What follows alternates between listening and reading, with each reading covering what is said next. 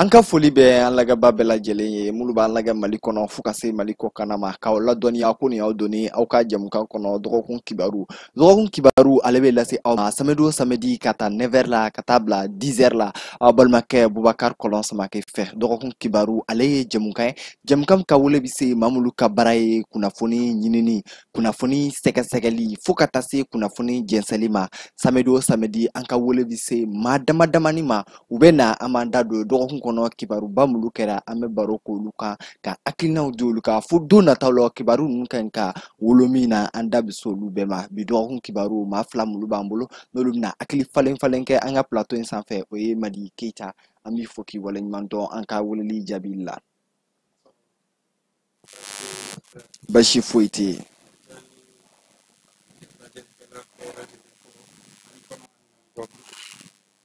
Basi foyi t'a la an yɛrɛ b'i fo an ka weleli jaabi la a bi siɲɛ fɔlɔ ye an bɛ dugawu kɛ ni ka kɛ continuité kuma bɛɛ an ka wele bɛ s'i ma donc ale ni maa mun ka ɲi ka ɲɔgɔn hakili la falen bi dɔgɔkun kibaru bakurubaba minnu b'an bolo o dɔ ye Burama Tarawele an b'i fo k'i waleɲuman dɔn an ka weleli jaabi la. An bɛ foli di yɛrɛ ma kalon yan'o cɛ an bɛ an daba masa fo masa min ye bidon an yira an na ka sɔli kɛ a ka ciba sanuman in kan Aminata den Abdulayi den Muhamadu Rasululayi ka ɲini a fɛ a ka an kisi ka an ka jamana in kisi ka foli di an filɛbaga a n'an lamɛnbaga a n'an kanubaga kelen n'a bɛɛ lajɛlen ma ni sangadani kɔnɔ minnu sɔgɔlen don ka Jani .ml lajɛ k'a fɔ dɔgɔkun kɔnɔ an bɛna da to kibaruya minnu na an b'a ɲini u fɛ kuma ye to de n'i y'a ta dɔ yɛrɛ bɛ bange nka an bɛna fɛn minnu fɔ hakilima ale ka tɔmɔli kɛ a la a ɲuman u k'o ta ka baara kɛ n'o ye kolon wolo bila poubelle kɔnɔ janko jamana in a bɛ se ka yiriwa cogo min na. Basi t'a la an ka mɔgɔkɔrɔbaw b'an ladɔnniya k'a fɔ ko maa kelen hakilina kelen maa fila hakilina fila maa caman yɛrɛ y'o hakilina caman a dɔw la hakilina caman mana fara ɲɔgɔn kan maa kelen ni maa fila fo ka taa se maa caman ma ni hakilinaw farala ɲɔgɔn kan an ka laɲini ye min ye o bɛ sabati. Siga t'a la kɔnɔkulu jɛlen bɛ bin fɔ. O de b'an don an ka bi dɔgɔkun kibaru kɔnɔ nin semaine na dɔgɔkun kibaruba minnu kɛra an kɔni y'a ye wagati caman tun bɛ a mɛn k'a fɔ examen résultats bɛna bɔ spécialement DEF n'o ye étude fondamentale o clôture ye n'o bɛ mɔgɔ minnu sera kilasi 9 na olu bɛ examen minnu kɛ an kun b'a mɛn k'a fɔ ko résultat kan ka bɔ an y'a ye k'a fɔ jeudi tɛmɛnen kɔrɔ 10h kuma komi ministre y'a fɔ cogo min na mercredi résultats kɔni bɔra vraiment e bɛ faamuyali jumɛn kɛ résultats ninnu na yan'an da kana don parce que n'a fɔra résultat an b'a ye k'a fɔ dɔw nisɔn bɛ diya dɔw nisɔn bɛ goya mais bakuruba la e ye faamuyali jumɛn kɛ nin résultats la ka comparer san tɛmɛnlenw na. Bon tout d'abord an bɛ foli kɛrɛnkɛrɛnnen nin yɔrɔ in na ka di an ka jamana autorités bɛɛ lajɛlen ma kɛrɛnkɛrɛnnenya la département mun bɛ ni ale ka baara ɲɛsinnen don éducation nationale ma monsieur le ministre Sabanɛ an b'a fo ka sababuya kɛ k'a fɔ ni ma fili ni ma ɲinɛ salon école ta daminɛ ni plateau kelen kan an ye éducation nationale ale thème abordé yan o ye jumɛn ka sababuya kɛ k'a fɔ rentrée olu kɛra un mois en retard donc o hukumu kɔnɔna la on a débattu comment organisme bɛ se ka bila sen kan cogo min na pour que année bɛ se ka sauver donc c'était une préoccupation mais an y'a ye k'a fɔ grâce à l'effort des autorités ɲina kalan sera ka kɛ basigi bonya ale ni karama kɔnɔna la fo ka se ka se année laban ma donc an b'u fo la kosɛbɛ ka encadreur bɛɛ lajɛlen fo fɛn o fɛn cɛsiri jamana kalanko la kɛrɛnkɛrɛnnenya la les enseignants minnu bɛ k'a fɔ u ye cɛsiri kɛ su ni tile pour que programme ninnu ka se ka accélérer ka se ka kɛ denmisɛnninw kunna o ka se ka a faamuya donc o hukumu kɔnɔna la sisan ni an nana ni résultat ko ye yanni résultat yɛrɛ cɛ an bɛ se ka mun fɔ bibi na ni o ye an ka éducation nationale ye sabula n'i ye DEF ta i k'a lajɛ ni o ye diplôme d'études fondamentales ye a bɛ san 9 kalan de kofɔ san 9 kalan ekɔliden a sera ka mun de faamuya a ka tila san 9 in kɔnɔna la d'habitude CP de tun bɛ yen ni o tun ye 6e ye ekɔliden tun bɛ évaluer yalima niveau tun b'a la niveau tun t'a la pour que ka se ka o dɔn mais an nana ye a bɛ san damadɔni bɔ bi CP bɔra la ka taa se fo DEF ma donc ni dun ye DEF in ta i k'a lajɛ évaluation de bɛna kɛ san 9 kɔfɛ bon gɛlɛyamisɛnnin dɔw b'a la ne fanfɛla la o ye jumɛn ye sabula wagati mun na anw tun bɛ CPO kɛ i bɛ taa sɔrɔ depuis kilasi 6 denmisɛnnin bɛ bila évaluation na k'a yɛrɛ tester denmansaw b'a dɔn k'a fɔ a ka niveau ye jumɛn ye, école maître b'a dɔn a ka niveau ye jumɛn ye, a yɛrɛ b'a dɔn ne ka niveau ye jumɛn ye, n bɛ se nin na n tɛ se nin na a tun b'o dɔn. Mais an nan'a ye k'a fɔ o nana bɔ a la, non seulement o nana bɔ a la, école privée tilala ka caya. Ni dun ye école privée ta k'a lajɛ, olu caman de bɛ écolesow dayɛlɛ bi. An t'a fɔ n ko commerce don, mais n'i y'a fan caman ta k'a lajɛ, i bɛ t'a sɔrɔ écoledenw bɛ passer cogo min na, i bɛ t'a sɔrɔ a caman bɛ yen niveau bɛ mun na yɛrɛ yɛrɛ o man ca kosɛbɛ. Bon n'a y'a sɔrɔ sɛgɛsɛgɛli tun bɛ kɛ CP niveau la, tun bɛ ca Ala fɛ yanni 9e cɛ, lafiya bɛ se ka sɔrɔ a ko la, faamuyali caman bɛ sɔrɔ denmisɛnninw yɛrɛ ka kalan tagabolo ale kɔnɔna la.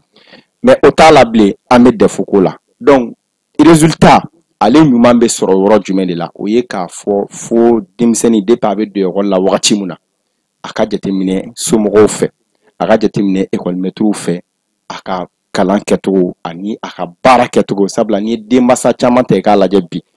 ne bɛnkɛ ni olu ye denw don école la, ni san yɛrɛ ma ban fiyewu, a dɔw ti den ka sagi dayɛlɛ k'a lajɛ. Baasi t'a la, an tun bɛna s'o ma sisan, mɔgɔw ko ko n'i ye dɔ fɔ côté i ka dɔ fɔ côté dɔn fana ye, i ye dɔ fɔ école maître fo ka taa se école privée ka cayali ma, mais denmansaw ta in bolo ka ɲi ka sigisigiw ka caman, surtout mulu yɛrɛ denmansa dɔw yɛrɛ olu ka excuse parfait ko olu ma kalan. O dun t'a la ka taa école maître ɲininka, ka taa écoleso yɛrɛ la den ka kalanko bɛ cogo min na, o bɛɛ ye belebele kalanko ta fan fɛ. Hali n'i ma kalan, i kɔni sen ka ɲi ka se ka bɔ i kɔnɔkɔrɔ ka taa écoleso la, ka maître ɲininka, ka direction ɲininka, ka bolo si den na, nin ye ne ka den de n b'a fɛ k'a ka information dɔn. O bɔlen kɔfɛ o ye minnu ma kalan, minnu yɛrɛ kalanna an y'a jateminɛ n'olu sera ka den don écoleso la min bɛ sara kalo la, n'o ye privé dɔ ye, min bɛ quartier la, min bɛ privé tɔw sanfɛ, n'o sera ka den don a la ka ban, sufɛ den ka foyi tɛ contrôler bilen, den b'a yɛrɛ fo ni résultat bɔra tuma min na de ɲɛw bɛ sɔrɔ ka jɔ ɲɔgɔn na. Voilà, justement n'i y'a ye k'a fɔ n donna nin détail in na, c'est pour dire que k'a fɔ résultat ye don kelen ko de, mais c'est un travail mun bɛ abattu de longue haleine. Donc o hokumu kɔnɔna la an ye denmansaw fɔ ka école maître fɔ, parce que an bɛ ka kuma ni denmisɛnnin mun ye, il faut que an k'a dɔn k'a fɔ den yɛrɛ ye jumɛn ye. Den y'anw ka image de. N'i ye den fɔ, l'enfant de 0 jusqu'à 7 ans, o ye mɛlɛkɛnin de. A tɛ fosi dɔn fɔlɔ, a t'a dɔn a kan ka ɲuman kɛ, a t'a dɔn a kan ka juguman kɛ. Donc à l'âge de 6 ans, 7 ans aujourd'hui, a bɛ don école la. Donc à l'âge de 6 ans aussi, à 7 ans, a bɛ kɛ denmisɛnnin de. O bɛɛ b'a sɔrɔ hali bi a ka faamuyali man bon, mais o denmisɛnninya, o éducation de base an y'a fɔ a bɛ daminɛ du kɔnɔ ka taa se écoleso la de 7 ans jusqu'à 14 ans ka taa se 15 ans ma, o bɛɛ ye denmisɛnnin ye. Donc o base ni o suivi, il faut que olu de ka suivi normalement pour que denmisɛnnin yɛrɛ ka mara kɛko ɲuman, parce que n'i y'a mɛn k'a fɔ denmisɛnnin lamɔko ɲuman de don, parce que o wagati kɔnɔ de 0 à 14 ans bɔgɔ kɛnɛ de don. N'i y'a bila ni forme ye a bɛ taga n'o de, n'i y'a bila exercice min na a bɛ taga n'o ye, n'a ye pratique min kɛ a b'o de continuer jusqu'à la fin de sa vie. Donc o siratigɛ kɔnɔna la de 7 ans jusqu'à 14 ans i bɛna ye k'a fɔ o kalan kɔnɔna kosɛbɛ suivi caman kan ka kɛ pour que an mago bɛ résultat mun na, o ye fɔlɔ ye, an mago bɛ niveau mun na, filanan an mago bɛ compétence mun na, n'an bɛ fɛ an ka denmisɛnninw u k'o sɔrɔ u ka éducation kɔnɔna na. Ne hakili la k'a fɔ olu de ye baara ye minnu bɛ yen ni o kan ka bila sen kan kosɛbɛ, sabula n'i ye an ka jamana in yɛrɛ ta k'a lajɛ bi, ne bɛ se k'a fɔ déficit min bɛ yen bi, o ye k'a fɔ an filɛ nin k'an da se école ko min ma, ale niveau fanga dɔgɔyali. Ni an ka école maître kɔrɔw ta k'a lajɛ, an ka fɔlɔ mɔgɔkɔrɔbaw ta k'a lajɛ, o ma taa université baw la, mais t'a sɔrɔ minnu tun sera ka permanent kɛ ka bɔ 6e na ou bien DEF, bi bi in na u ka niveau bɛ mun dɔn, minnu taara université baw la ka taa miliyɔn sara olu t'o dɔn, caman ba olu t'o dɔn. Donc o bɛ dépend mun de la, n ye kuma mun fɔ, denmisɛnnin k'a daminɛ a ka mɛlɛkɛniya la fo ka n'a se a nana kɛ denmisɛnnin n'a donna écoleso la, parce que fɔlɔ la i tun bɛ don san 7, mais sisan a bɔr'o la depuis san 5 sisan i bɛ don. Bon ka bɔ san 5 kɔnɔ ka taga san 14 15 la, parce que n'i y'an ka DEF-kɛla yɛrɛ bɛɛ la i b'a sɔrɔ a tila bɛɛ bɛ 15 kɔnɔ bi, mun bɛ 17 bɔ o man ca bilen.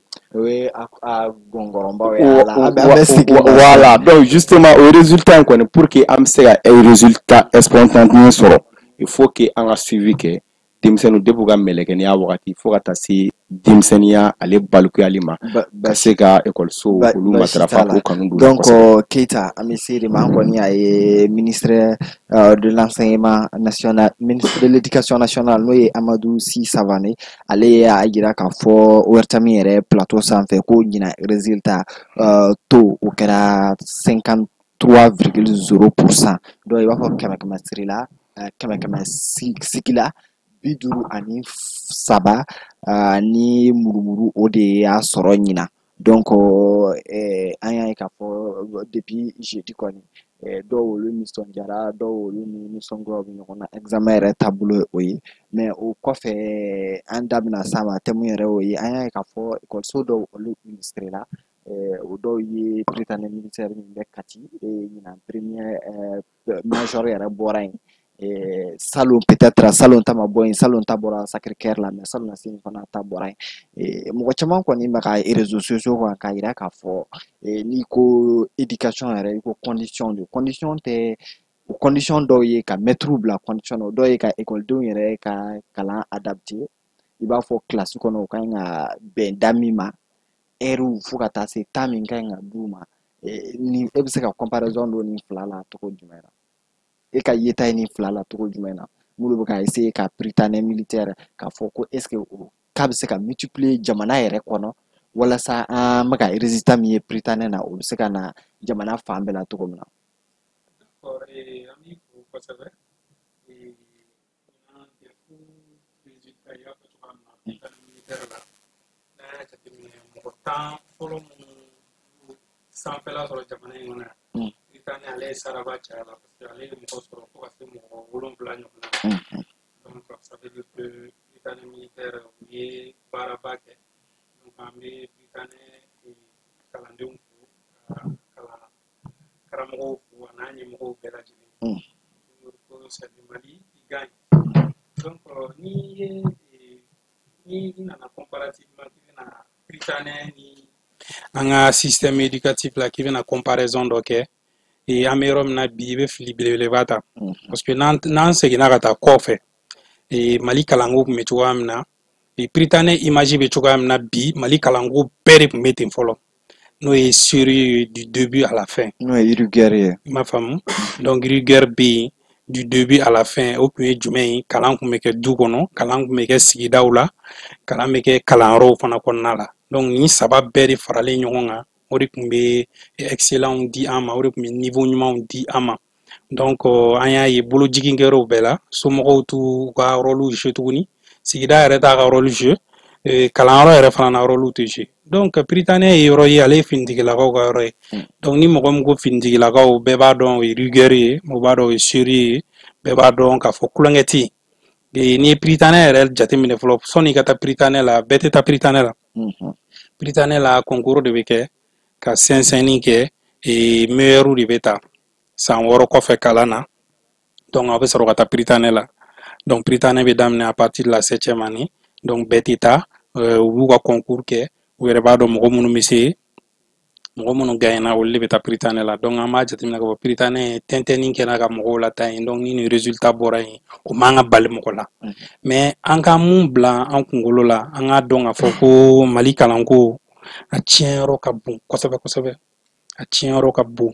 donc i tɛ se k'i bolokɔni jɔ mɔgɔ kelen na donc n'i b'a fɔ bakurubaya la an bɛɛ lajɛlen jɔyɔrɔ bɛ kalan in tiɲɛni na donc ni résultat in yɛrɛ ta k'a lajɛ i bɛ ɲuguɲɔrɔ baden ye résultat in na ɲinan ne bɛ mɔgɔ minnu fo ɲinan kosɛbɛ o ye école karamɔgɔw ye an y'a ye san o san an bɛ turu da olu de kun u bɛ grève kɛ u ti don mais ɲinan an y'a ye stabilité caman caman nana ɲinan année scolaire kɔnɔ an ma perturbation ye o cogoya la tentɔ ka da ko caman caman kan donc an nana ye ɲinan DEF la an yɛrɛ y'a ye an ye fiche de sujet mɛn n b'a fɔ k'a fɔ u bɛ examen kɛ fɛn mun na sujet dɔw ye fiche kɛ o y'a ɲɔgɔnma yɔrɔ fɔlɔ ye mun kɛra n'o ma bɛn an k'o fɔ k'o da kan an bɛ yɔrɔ min na bi na kalanko ye fɛn dɔ ye kulonkɛ man ka k'a la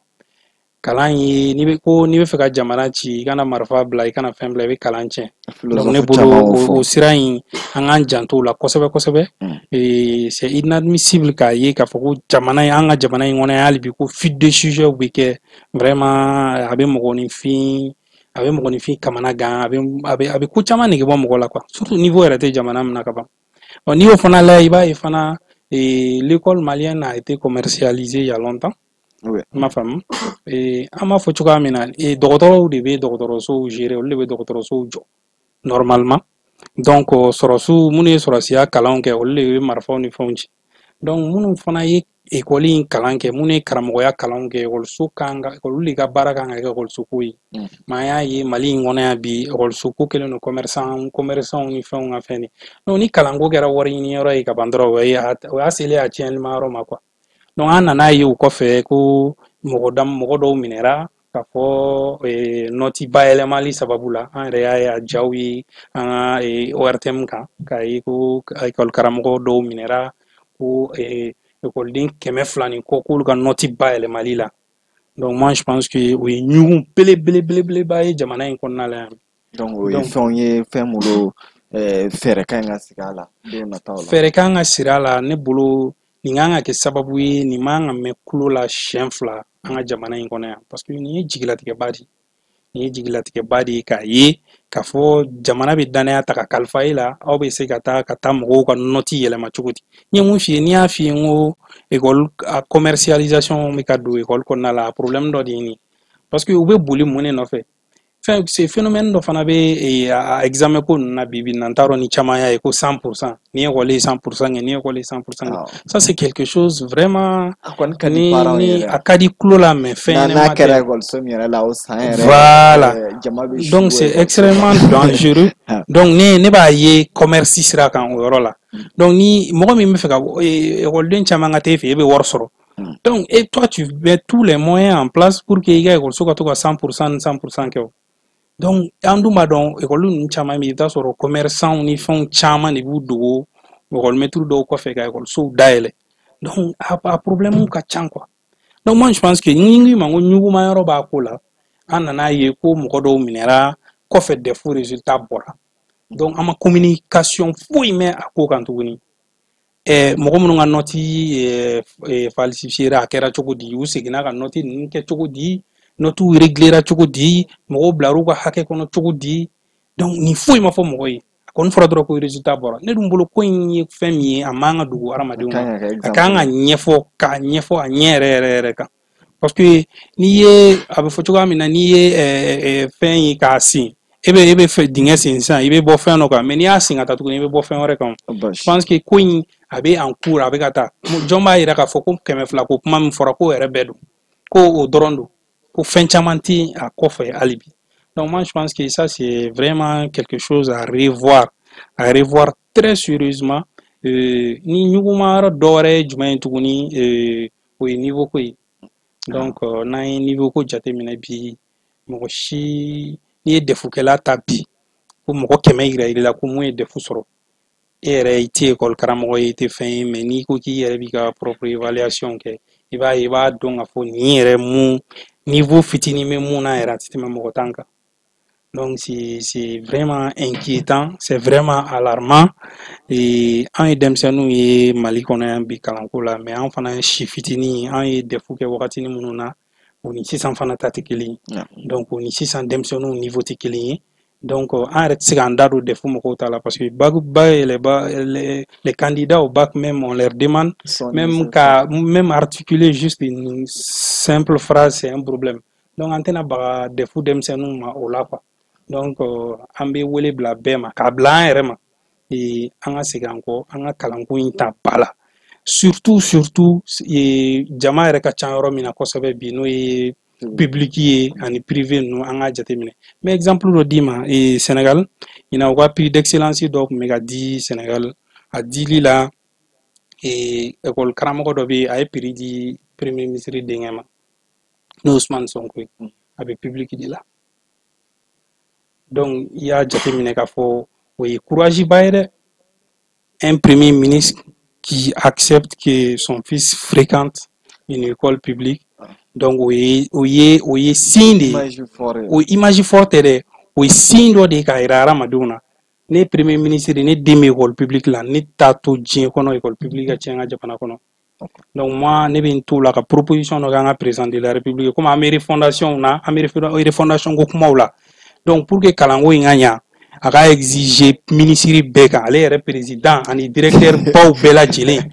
ni bɛɛ den ka taa public la bɛɛ den ka taa public n'o kɛra sisan solution bɛ sɔrɔ kalanko in na très très rapidement mais k'an to nin bolo kan tan k'a kɛ ni i ma million bɔ i den tɛ kalan a kuma bɛ caya dɛ. Baasi t'a la an bɛ se Burama Tarawele ma vraiment an kɔni y'a ye mɔgɔ caman Keita y'a yira k'a fɔ comparaison ye n'o ye Prytann militaire ta ye ka comparaison kɛ école privée la mais mɔgɔw bɛ ka min demander surtout o ye de rigueur min bɛ Prytann na n'o ye sariya m'olu bɛ yen olu bɛ se ka kɛ fan bɛɛ cogo min na an y'a ye k'a fɔ fɔlɔ de lycée la ekɔliden tun bɛ ŋɛɲaki dɔɔni ka ɲɛsin maître ma ni o dɔw la yɛrɛ i tɛ bugɔ yɛrɛ maître b'a fɔ k'i ka bɔ classe kɔnɔ sisan an ye k'a fɔ depuis seconde cycle la i ye denmisɛnninw fɔ 14 ans 13 ans parce que somɔgɔw b'u don ɲɛna mais olu de bɛ ŋɛɲaki ka kɛ maître yɛrɛ kan a dɔw yɛrɛ la ni maître tɛ ɲini ka classe bila olu ye o b'a yira k'a fɔ halisa rigueur ani discipline de tɛ donc Prytann militaire dunna o tɛ se ka imaginer donc e bɛ se ka mun de faamu o la.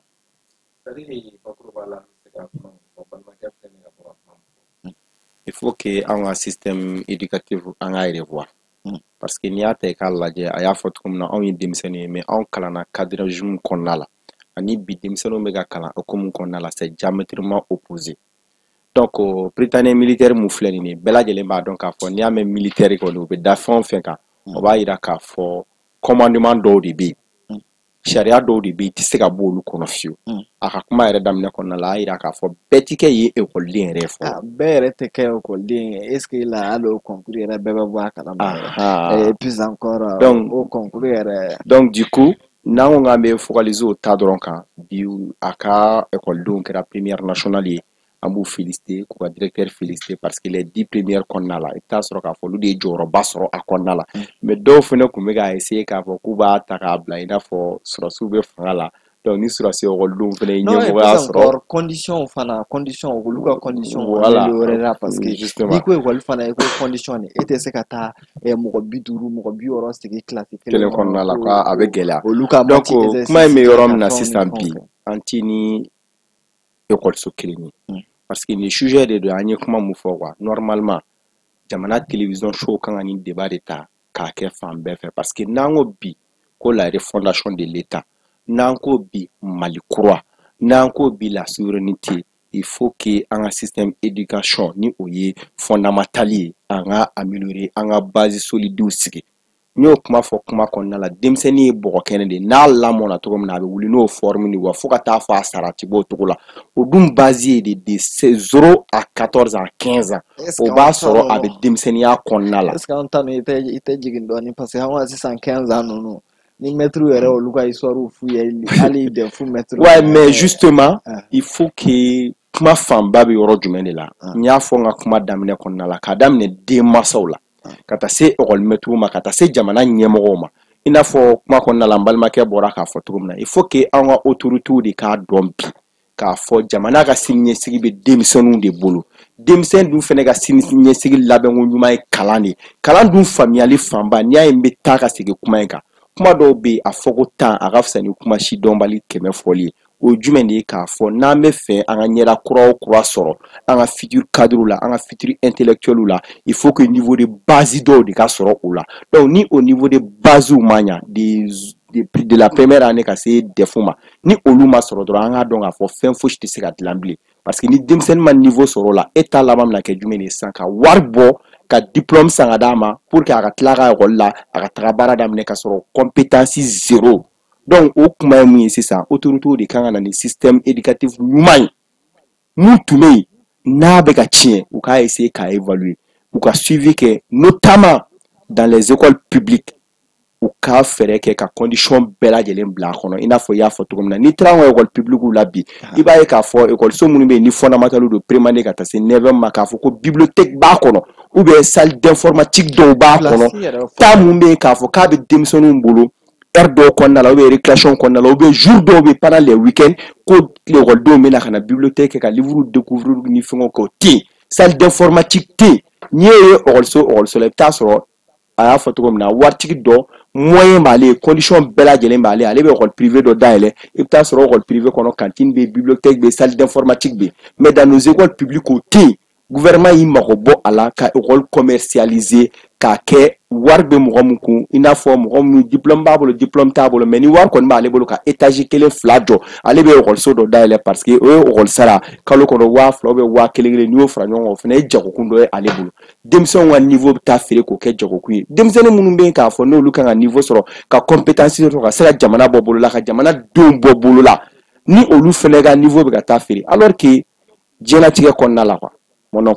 an bɛ fɛn o fɛn na an bɛ débat o débat la mun nafa ka bon ni fɛn bɛɛ lajɛlen o de ye kalan ye i mana kɛ domaine o domaine na o de ye kalan ye donc n'an ye kalan in bila ou bien ka kalan in fali diɲɛ fɛn o fɛn na an ka nimisa b'a kɔfɛ parce que n kalanna ma baara sɔrɔ i ma kalan di n'i kalanna k'a ko dɔn jamana ye baara d'e ma jamana ma baara d'i ma i taara i fa ka baarada la i ma t'i fa ka baara da i yɛrɛ sigilen i ye kalan min kɛ n'a ye ko dɔn mun d'i ma i bɛ se ka baara dɔ kɛ n'o ye misaliyala mɔgɔ minnu ye bonne formation sɔrɔ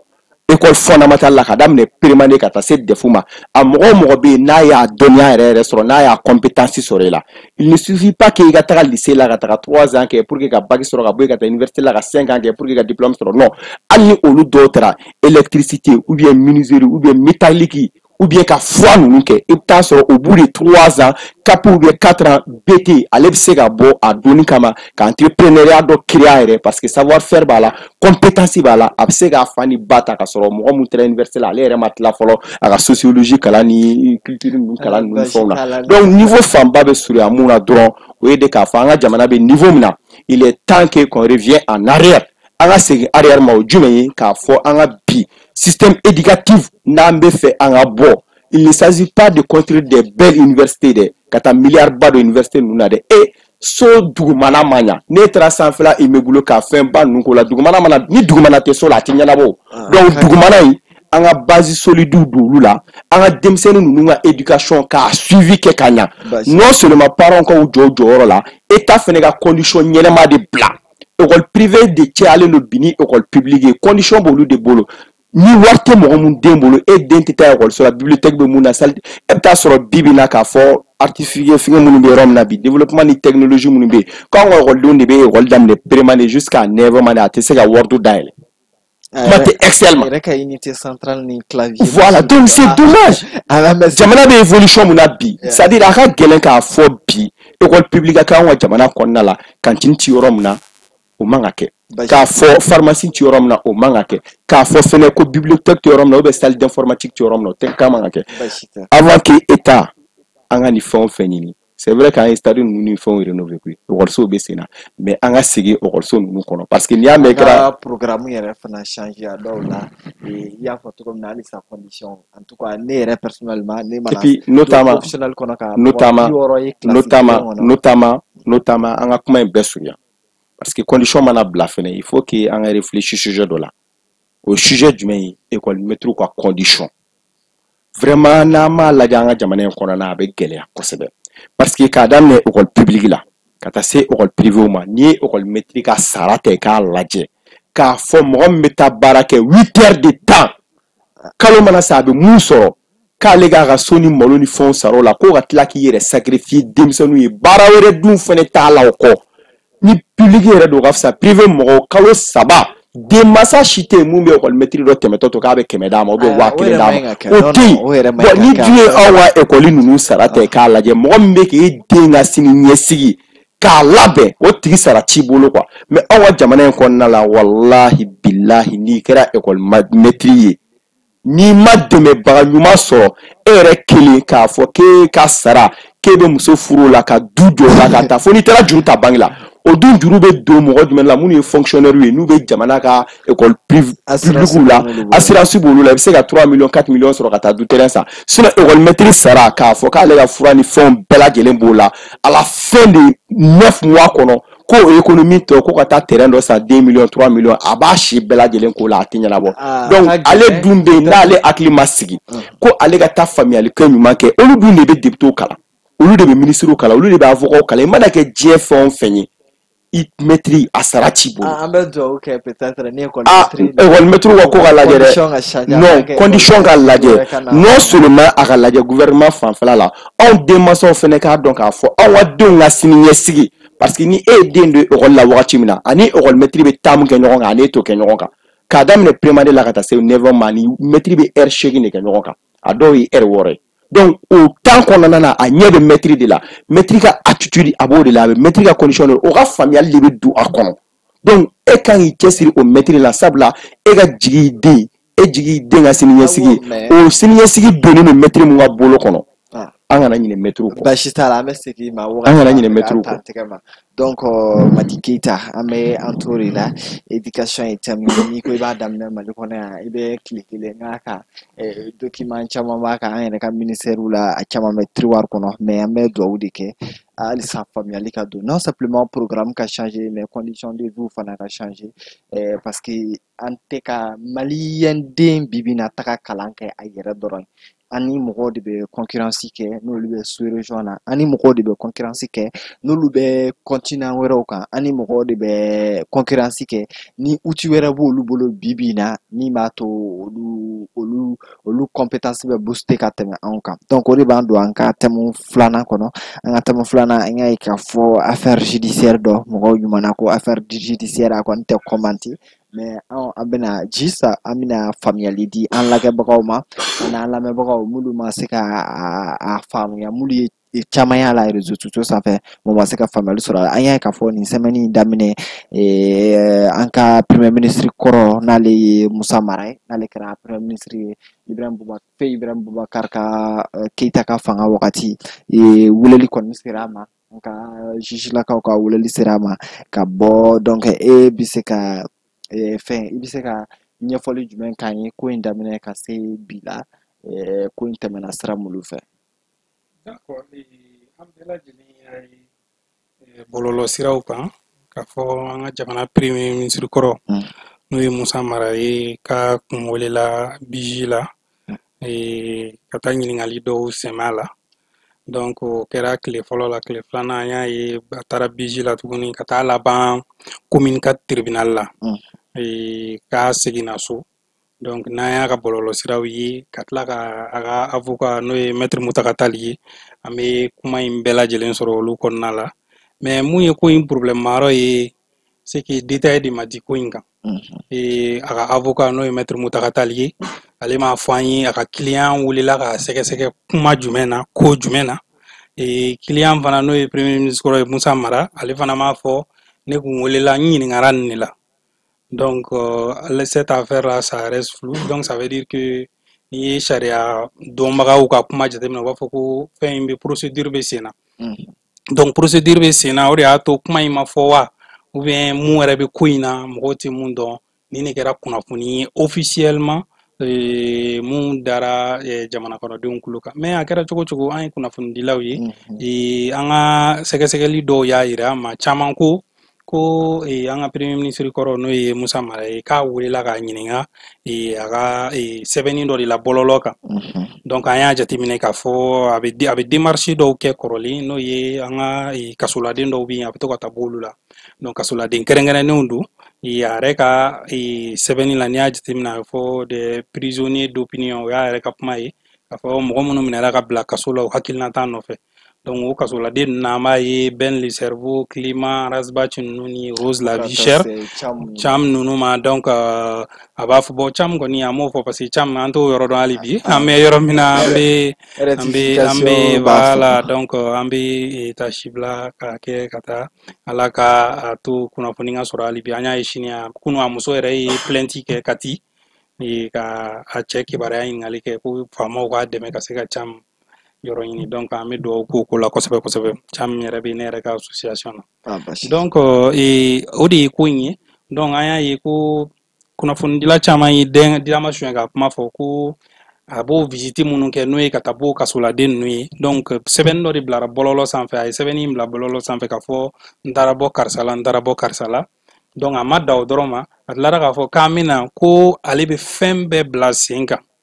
pour que olu ka se ka bila donc o kuma in dɔw ko kuma in de kɛra kuma jɛngɛnnen dɔɔni sariya ɲɛkɔrɔ ko parce que ko n'i ko k'i bɛ fɛn bɛɛ bila sen kan donc k'o kɔrɔ ye moyen légaux bala moyen légaux fana bɛ se ka y'a ko la tuguni donc o kɛra mɔgɔ caman ka ko ye mais officiellement an y'a ye mɔgɔ si ma communication k'a ko la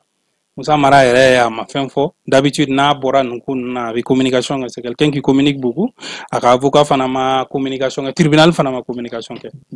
donc affaire bilara ten tɔ donc sariya ko dun de don donc an bɛ mun kɔni fɔ a caman ko procédure bɛ sen na a ka avocat yɛrɛ y'o fɔ ko a tɔ bɛ sen na donc Mali sariya ko don sariya dun problème ye mun ye i y'a dɔn i m'a dɔn a bɛ boli i kan ko nul n'est censé ignorer la loi donc a fɔ ko ne t'a dɔn ko ji tɛ min nin yɔrɔ la n'i ye ji min yɔrɔ la ko ne tun t'a dɔn o t'ale la quoi donc an bɛ mun fɔ an bɛ mun fɔ Ala ka jisuma ka fura ye Musa Mara tɛ mɔgɔ denni ye jamana in kɔnɔ yan bi c'est l'un des politiciens les plus intègres au Mali mɔgɔ min a y'a ka preuve yira denmisɛnninya kɔnɔna la a bɛ ka continuer k'a yira hali bi donc moi je pense que comme an bɛ réconciliation ninnu kɔnɔna la an bɛ refondation kɔnɔna la jamana in a mana munumunu cogo o cogo an bɛ sigi ka fɔ de kɛ an bɛɛ de ye maliyɛn ye an bɛɛ bɛ fa la an bɛɛ bɛ ba la donc moi je pense que dans ce sens bɛɛ fɔ ka bɛn bɛ sɔrɔ a la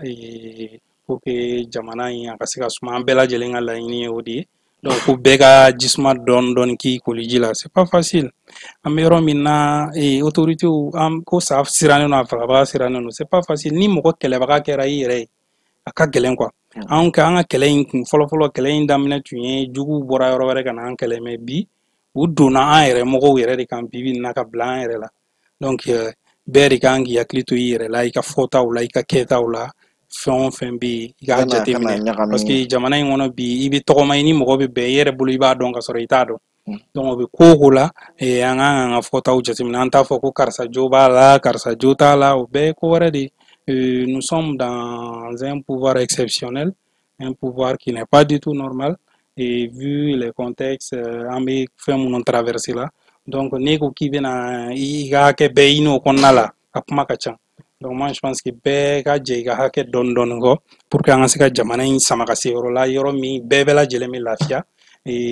n'an nana ka na état normal la don o don o kɔni don bɛɛ bɛ se k'i da sago fɔ mun ka di mun ye i b'o fɔ alhamdulilayi quoi donc ni o ko to yen ten tɔ surtout an bɛ nin tagabolo minnu kɔnɔna la a ka gɛlɛn dɔɔni donc an bɛ mun kɛ Ala ka jisuma ka fura ye ka hakili ɲuman di an bɛɛ lajɛlen ma basi t'a la komi i yɛrɛ y'a fɔ cogo min na sariya ko don u yɛrɛ y'a sinsin k'a fɔ ko affaire bɛ en cours donc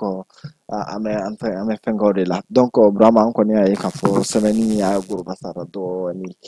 hali ni y'a yira la k'a fɔ parti politique tɛ yen parti politique bɛɛ cilen don an y'a yira k'a fɔ Musa Mara kɔni ye parti politique kɔrɔ dɔ ɲɛmɔgɔ ye donc ale ka interpellation ye fɛn angiri caman kule mɔgɔw bolo caman yi hakilina fɔ mais e bɛ mun de faamu na an b'i ladɔnniya k'a fɔ ko affaire ye encore tribunal ko dɔ d'abord an bɛ segin Musa Mara yɛrɛ ka kuma fɔlen kan fɔlɔ ale mun bɛ yen n'a welela tarata don ani araba juillet kalo tile 15 ni tile 16 a ye kumakan mun kɛ ni o ye k'a fɔ a b'a ka jamana justice fo a b'a ka justice kɔ car ko nul n'est au-dessus de la loi a dalen don a ka justice la donc an bɛ segin a yɛrɛ ka kuma kelen kan k'a fɔ an ka jamana in sariya jamana don an b'an ka sariya tigilamɔgɔw kɔ an dalen don u la k'a sababuya kɛ k'a fɔ olu de ye jamana in sinsin bere sariya ti jamana o jamana kɔnɔna la jɔsen to o jamana kɔrɔ donc ni Musa Mara yɛrɛ y'o fɔ o kuma fɔlen kɔfɛ a ka weleli ɲininkali tomin de bɛ kɛ yen Musa Mara a welela kun jumɛn de la ni jaabi jɔnjɔn ma sɔrɔ o kunna i n'a fɔ olu yɛrɛ ma bɔ ka sɛgɛsɛgɛli ba kɛ walima ka walawalali ba kɛ sabula ko in daminɛ k'a ta a daminɛ la ka n'a bila bi la an y'a ye k'a fɔ communication ba mun kɛra Musa Mara yɛrɛ fɛ fɔlɔ o ye de k'a fɔ n welela n ka kiiri tigilamaw fɛ n taara wele jaabi o kɛra don fɔlɔ la ko mais ko kumaw ɲininkaliw ma ban o dugusɛjɛ fɛnɛ 10 heures n welelen don fan wɛrɛ fɛ n bɛ t'olu fɛnɛ jaabi o bɔlen kɔfɛ a y'a yira k'a fɔ k'a ka foli bɛ kiiri tigilamɔgɔw ye o b'a yira k'a fɔ ko bɛɛ lajɛlen bɛ ka boli sariya kɔnɔna la mais kuma in fanba ye jumɛn ye parce que ko mana kɛ cogo o cogo ɲugu de bɛ na ni ɲagaɲaga ye o ye jumɛn ye k'a fɔ Musa Mara bɛɛ lajɛlen bɛ a dɔn bi ko tɛ an bɛ wagati min kɔnɔna la bi tel que régime mun bɛ yen bi mɔgɔ dɔw bɛ yen nɔ k'a fɔ Musa Mara ka compassion a bonyanen n'olu fanfɛla la yani a ka se message sɛbɛn ma k'a fɔ o kuma ninnu o ye mɔgɔ yɛrɛ ye interpellation minnu kɛ mɔgɔw ye mulu yɛrɛ faamuyali kɛ mais ka se Musa Mara fo ka se a ka fɔ ka maître Mutakal Tall ni si ma communiqué kɛ k'a fɔ ni yɛrɛ de la an fɛn kɛra non ne ko n ko ɲugu bɛ ɲaga wuli o jumɛn ye o tɛ n'a fɔ mɔgɔw ka allusion ni mɔgɔw ka vision ni mɔgɔw ka faamuyali ta o tɛ o n y'a fɔ depuis bi tɛ an y'a ye k'a fɔ Musa Mara a wulila les détenus politiques minnu minɛnen don an ka jamana kɔnɔna la ka sababuya kɛ k'a fɔ u y'u exprimer a fɔcogo ma ɲa u minɛna jamana ɲɛmɔgɔw fɛ a wulila a taara visite d'amitié k'u la a y'a vidéo kɛ a y'a postuler tɛ mɔgɔ ka fɔ ye Musa Mara tɔgɔ fɔra k'a fɔ k'a ye compte Twitter bila ka message ci ni kasoladen fɛn o fɛn ma n'u bɛɛ lajɛlen tɔgɔ filɛ numéro 10 ni o ye Issa Kadumi ka taa se Clément ma ka taa se Ben le Cerveau ma ka taa se Tata Rose ma a ɲɔgɔnna caman fɛn o fɛn bɛ yen an y'a ye k'a fɔ Musa Mara wulila ka t'i sen jɔ a bɛɛ la kasobonba la minnu bɛ Kulukoro minnu bɛ Kati minnu bɛ Bamakɔ o bɛɛ yera a yɛrɛ fɛnɛ tilala ka bɔ ka vidéo kɛ o visite ni o fɛnw bɛɛ lajɛlen kɔfɛ a ma wele critique la mɔgɔw fɔ mais a yirala k'a fɔ kiriko de don mɔgɔ si tɛ se ka don a domaine kɔnɔna la justice ka baara maa si tɛ se k'a kɛ a place la e wulila i taara i ɲɛda maa mun kan yamaruya dir'i ma i n'a tigi ka se ka ɲɔgɔn ka kuma i ma wele o la kiri fɛ mais n'i welele k'a fɔ i ye sɛbɛnni dɔ de bila kɔdi minnu b'olu sɛbɛnninw kɔnɔna la hakilina minnu b'olu kɔnɔna la mɔgɔ si t'o dɔn mɔgɔ si t'o dɔn donc situation yɛrɛ ye jumɛn ye question jumɛn de kan ka poser bi malien bɛɛ lajɛlen ka o bila tabali kan o ye de k'a fɔ pourquoi en ce moment précis Musa Mara attaché don ni opinion minnu bɛ yen d'opinion minnu bɛ yen n'u minɛnen don bi pourquoi en ce moment précis Musa Mara attaché don la a ka objectif ye jumɛn ye laɲini ye jumɛn ye malien tɔ minnu bɛ yen yalima est-ce que a bɛ ka wuli ka gɛrɛ olu la u ka fara ɲɔgɔn kan jamana bɛ situation min kɔnɔ bi jamana bɛ lahalaya min kɔnɔ bi a n'olu ka se ka hakilinaw falen c'est vrai que eux sont retenus mais il y a beaucoup d'hommes beaucoup de femmes au Mali minnu bɛ yen k'a fɔ vision b'u la pour l'émergence de ce pays minnu bɛ yen k'a fɔ jamana bɛ difficulté min kɔnɔ jamana bɛ crise min kɔnɔna la bi n'an bɛ se k'an fanga di ɲɔgɔn ma c'est vrai ils sont retenus ils n'ont plus la capacité ka bɔ ka fɛn dɔw kɛ pour sauver ce pays mais à ce moment moi à ma place Musa Mara ne b'a dɔn k'a fɔ il y a d'autres rôles à jouer plus que ça parce que mun na Musa Mara y'a fɔ kuma kɔnɔna la mɔgɔ dennin tɛ depuis 2010 mɔgɔ min bɛ commune kɔnɔna la ni ye maire y'a kɛ difficulté fosi ti jamana kɔnɔ i tɛ mun dɔn sabula maire y'a ka gɛlɛn ka tɛmɛ hali ministre ni député y'a kan parce que c'est lui qui vit avec la population ale de b'u ka train de vie ni fɛnw bɛɛ dɔn problème fosi tɛ commune kɔnɔ maire tɛ mun dɔn Musa Mara étant un ancien maire ka b'o la ka tila ka na jamana au sommet le chef du gouvernement le premier ministre donc o b'a yira k'a fɔ jamana in a kungun n'a ɲɛɲɛ a gɛlɛya a n'a sɔrɔ sira e b'a bɛɛ dɔn au lieu que aujourd'hui i ka bɔ k'a fɔ minnu bɛ k'a fɔ u détenus don parce que u ye exprimation dɔw kɛ minnu bɛ k'a fɔ ani kiiri tigilamɔgɔw ka hakilina ma kɛ kelen o minɛnen don mais jamana kɔnɔ den tɔ minnu bɛ yen parce que aujourd'hui ne y'o kuma de fɔ kuma in kɔnɔna la l'heure n'est pas au débat heure ye jumɛn de ye bi mon oncle o ye k'a fɔ nous traversons une crise multidimensionnelle. Oui, très bien. Donc, il est temps pour nous de se donner la main. Oui, mais les hommes valables, les femmes valables, de se regrouper en canana créer un RN non, mais mana kete est-ce que peut-être ote akina kele kunglena kele jamana est-ce que non mais est-ce que kunglena ko do parce que bi Musa Mara be ka bɔ ka taga mɔgɔ minnu lajɛ kunu Musa Mara n'olu bɛɛ kun tɛ akilina kelen na mais n'a y'a bi a bɛ ka essayer k'olu revoir est-ce que laɲini jamanadenw no est-ce que kuma tɔ minnu bɛ olu ti jamana kɔnɔdenw ye ta ka compte quoi i mana ta ka compte quoi comme affaire bɛ en cours i mana ta ka compte quoi i b'a ye k'a fɔ a bɛ participer grève n'a bɛ participer à rencontre wɛrɛw la mais il est temps que peut-être débat unique encore dépasser quoi jamana alname crise multidimensionnelle là voilà ça me bok multidimensionnelle là tout comme na mako be débat de ka échanger de ka proposition de source solution de oui mais moi je connais Musa Mara un peu loin mais d'après mes recherches d'après mes informations Musa Mara, c'est un homme compétent, c'est un homme valable, c'est un expert comptable. C'est-à-dire, ce pays a besoin de cet homme-là. Donc, nous avons besoin de ce homme-là. Musa Mara ala y'a sɔn dɔnniya mun na k'a sɔn expertise mun na bi a ka expertise a ka dusu in bila kɔfɛ a ka fanga ɲini bila kɔfɛ a ka bolo di jamanadenw ma an ka se ka bɔ nin dingɛ kɔnɔ. Mais a bɛ ka peut-être don wɛrɛ a mɛ. Parce que i b'a dɔn Musa Mara non Musa Mara c'est qui? C'est l'un des rares experts comptables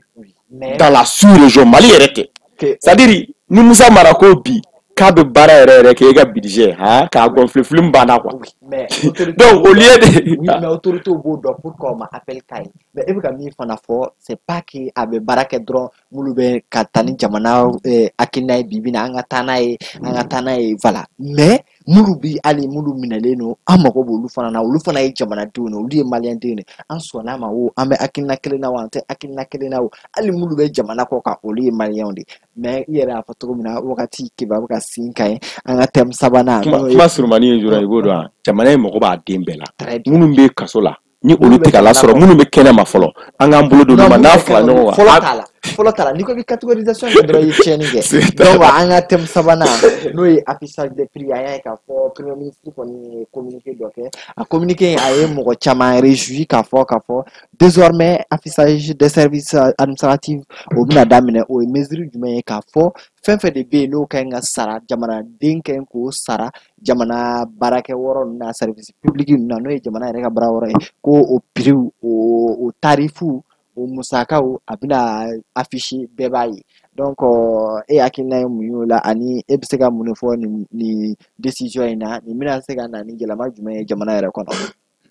c'est-à-dire nin décision ni hakilina ninnu ka ɲi kosɛbɛ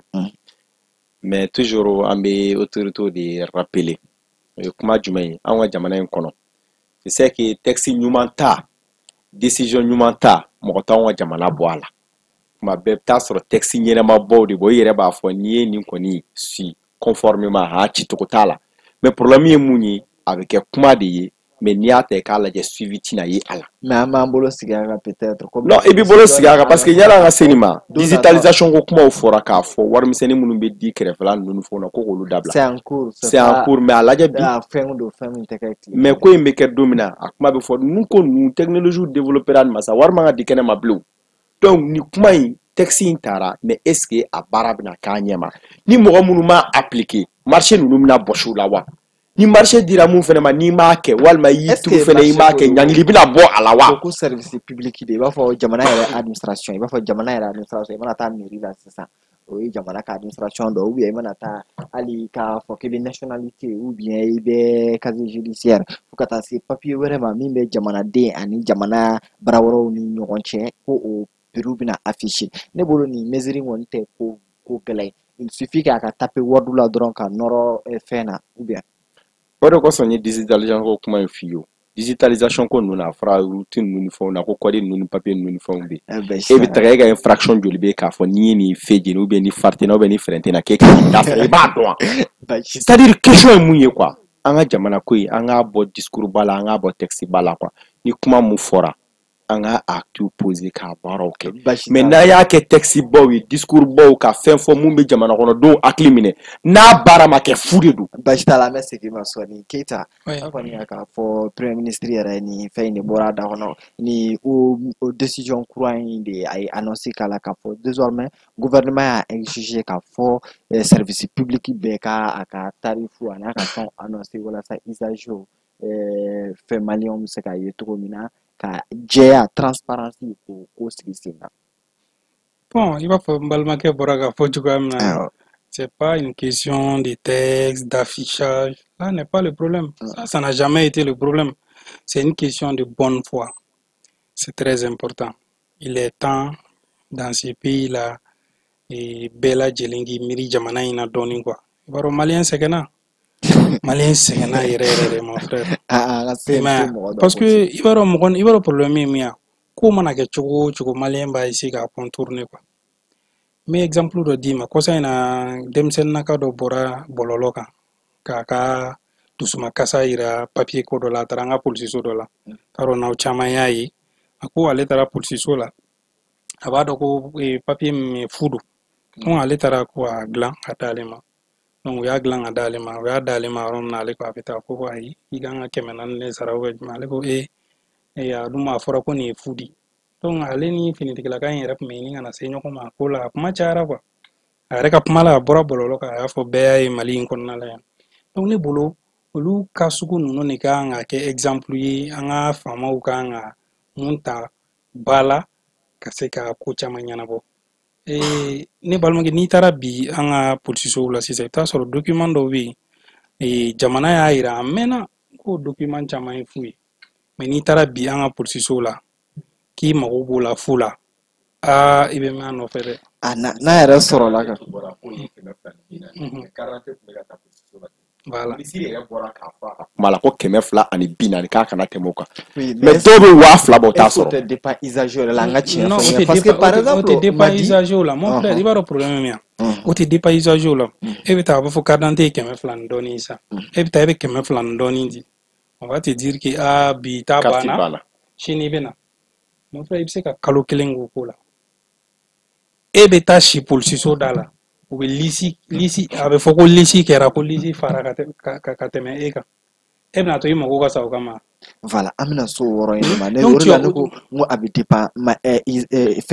fɛn usager dɔw la parce que dɔw b'a ye k'a fɔ circuit normal n'o ye aran ye n'o ye ka wagati kɔnɔ i nana wagati min na a turu mana s'i ma dɔw t'a fɛ k'o suit dɔw b'a fɛ ka mun kɛ olu ka na yɔrɔ min na olu ta ka ɲɛnabɔ o dɔw bɛ se ka kɛ arrangement olu b'a hali ni arrangement ko kuma tɛ olu yɛrɛ b'o instituer ou bien olu yɛrɛ b'a essayer fɛn min kan ka kɛ fu ye n'o dira olu ma olu bɛ wari di adamaden dun n'i y'a dege o la a b'a jigi sigi o la. non o tɛ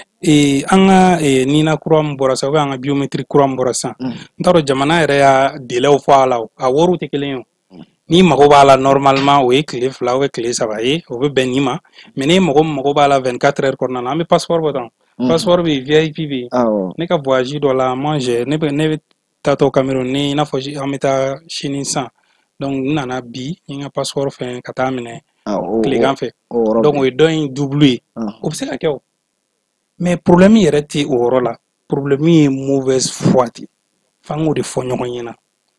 jamana kɔnɔna la jamana kɔnɔdenw jigi dalen bɛ minnu kan ko ka nin ko ninnu la baara olu de bɔlen don jamana kɔnɔdenw jigi kɔrɔ i b'a dɔn maliyɛn fɛn caman bɛ yen fangako ninnu ma nɔgɔn anw ma ka t'i jɔ fangaso ninnu na ou bien dɔgɔtɔrɔso n'i ye mɔgɔw setɔ ye nin yɔrɔ ninnu na u bɛ se mako dɔw de kama donc la n'u nana ye donc ni ko gɛlɛyara cogoya dɔ la fɛn dɔw bɛ yen u b'a bila rare sont des gens minnu b'a essayer k'i bɛ problème sama ka s'i yɛrɛ ma 200 400 nɔfɛ donc mɔgɔw bɛ jɛ k'a di donc ne bɛ jigin mɔgɔ min na o ye autoritéw de ko ni bolo fununna a bɛ da tigi de kɔrɔ dutigi de bɛ ɲininka du kunnako la i m'a faamu minnu bɛ nin structure ninnu na an ka structure étatique na ils sont payés ni kalo kelen kɛra u ma sara maliyɛn bɛɛ tɛ bɔ a kalama mais pourquoi u bɛ sara fɛn minnu kama ko ka mun kɛ maliyɛnw ye u t'a kɛ donc là an bɛ n ye mun f'i ye depuis a daminɛ la an bɛ refondation ko kuma minnu na dɛ refondation in ka bɔ texte janba sɛbɛn ninnu ni fɛnw na quoi a ka fɔ dɔrɔn karisa i ka baara de ye nin ye ni si tu n'arrives pas à satisfaire les Maliens dans ce sens i bɛ bɔ yen mɔgɔ wɛrɛ bɛ na c'est pas compliqué ne wulila bi ka taa an ka structure étatique la a bɛ kɛ i n'a fɔ i taara jamana wɛrɛ de la quoi c'est incroyable hein. Voilà i bɛ taa bi hali ɲɛ ɲuman an ka accueil la hali ɲɛ ɲuman a tɛ se ka jɔ e la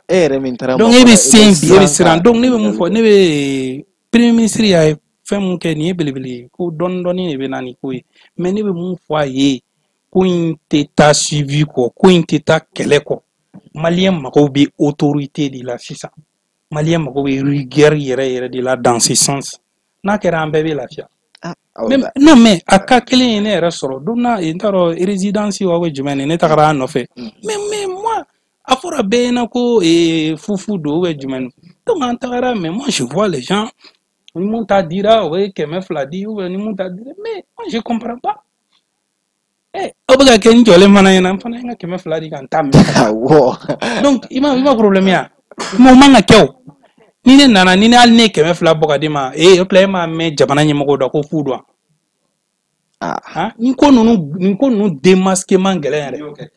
c'est pour cela que ne ko n ko mauvaise foi don quoi sinon c'est tellement facile de démasquer ça mais o ye autorité ka rôle ye usager yɛrɛ kan ka jumɛn kɛ maliyɛn yɛrɛ kan ka jumɛn kɛ mon frère problème ye mun ye neni fintigila kaka kuma fora nyongo ale lui il est sous serment ale ka kuma ni ka kuma mana da nyongo e tabe bi ale tabe taw ambe yoro mina jamana ko na ambire mo shidi tna ta shuku yere la nko nuna c'est à l'état de prendre ses responsabilités na ko fait mi fouiller aka tient chaque 2 jours ou chaque jour aka personne lambda do blaka taga ka to yoro la ka to fait na ye o ko be chokodi mali juju be doni te o ni ka commencer mai tout donc ay juju do bla ay fait no blaka taga kata certificat de résidence ta commerce fin do la commissariat do la bay akata na yemu ya tuno don na yemu tuna fois c'est pas compliqué a mo blakata service la kata nga ke una nga fon ke chugala ibi ka document ka nga femi soro fula bi mu me dai ga bai non mais fait no nga film do beta ko ka je wa jmeni ou peta surprise ga service la film do mais en réalité bon ko musa clé ko do anta do mais film do en réalité mais c'est des choses qu'on a besoin il mo mi minéral là qui punit sévèrement il minera la police il minera qui a certificat de résidence a fora ko fu e jamana nyamo ko famille fu e be to offrir kam ni minera la iga boy anga teni na abana no kera mo kelen fla la sa te dabla e me ka puma nugu doro dongo do anya ni ta e be ti jo police la ka ta kema fla kam o beta puma do ta ka namara idala e beta kasola to i agent do agressé de wi puma do fa agent ma donc vraiment ni kon ni tena yere blala ni tenga mo shifana blala si ni jamana jamako buga responsabilité ta buga responsabilité ta nous ka responsabilité ta alhamdulillah mi to an chogo yanina ni domina la nana e domina re fana bise ka nyemo e nana fana ka ngamu ngamoke abana bashitala donc bravo merci kima bakurumba la an koni ay ka fo madi ale kelono ki teke sensi ko jamana nyemo re de kanga contrôle et une vérification qu'elle mais peut-être ébolo est-ce que citoyen c'est par exemple quelques moyens de relais voilà ça que jamana nyemo la donner a netra numerina a fora ko ni meke ay ka fo barawara chamana baga fo mo lu ta filmer li kangar baga dawi ni na filmer lu da ka mo baraka boy baro amano ko mais bolu jamana don erati sega foiken na wala sa ni mesure ni me respecter to mina vous savez que gela bolu de kan non gela be jamana kono don kan mais jamana yi ay magie re de anyemo rido ibe ga jamana kono don munu fo dala ka fo olu jamana kono don de sona ka danaya ta ka da mado kan u yere marali o sharia di uma donc o nyemo de kan barake o sharia kono ani o danaya kono ka jamana kono don bla o mina kono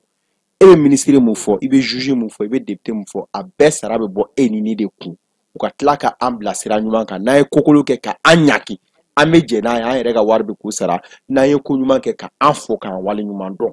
donc ni ala yo joro dima iba donc a fo ala ti beke nyemai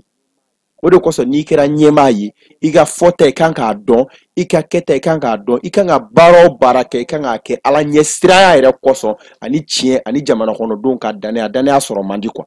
anye fen fo kuma be munu salo de ne kuma fo balma ke signaka nyemo de ni afishimbo akumbe law ne ya fa be lamea premier ministre ya fo sama ke malien be kuya parce que abora don da nyemada abora ale da akobi sega lawala tuko da akobi sega appliquer tuko da ale de kan ko sigi afora ni ko ga ni fi nunu ku nunu ni fombe affiché anyo de fo ngo ministre de la sécurité bora ka fo ko quarante keme flani binani mais anya ye ka fo akuma fora mali fam be fe wa fla ga do quarante la mais eye commissaire commissariat jume interpellé ka fo ni commissariat kono ko quarante ga bo wa fla o make o kele flana jume ni wo sebe ni o acte de naissance prix tala ba ma ko ere meri bena ga prix do mais alors que lui est foni fait mon petit dogo meri bena ga prix do on t'a légalisé le quoi mais on t'a légalisé le drame moi légaliser les mecs à bon parce que tu derrière ça dit tu derrière ça la drame moi t'es bleu donc ni kuma en kan non dron soromada Allah ma ke dien dongo do soromada administration fait bi gouvernement to la service d'accord la service public la tribunal la commissariat la mairie connaît jamana kan agent do de blan nous kono munu me boka tu yere ke jamana ga papier tabagaye ka donc a fo barembe ga ketogori na ba ketogori le premier responsable ale de kan ka interpeller a fɔra ko nin ye nin ye e ka baarakɛla dɔ bɛ k'a kɛ yalima i t'a kalama wa i bɔra a kalama i ye mun k'a la mais i bɛ t'a sɔrɔ ni olu dɔw kɛra o wari mun bɛ sɔrɔ olu ni ɲɛmɔgɔ n'i ma farati olu b'olu kɛ k'u ka saraninw dafa parce que sara fana tɛ bɛrɛ bɔ donc filanan ye jumɛn pour que k'a ko nɔgɔya an ka communication fana cɛri parce que an ka jamana in kɔnɔ manque de communication de fana b'a jɛ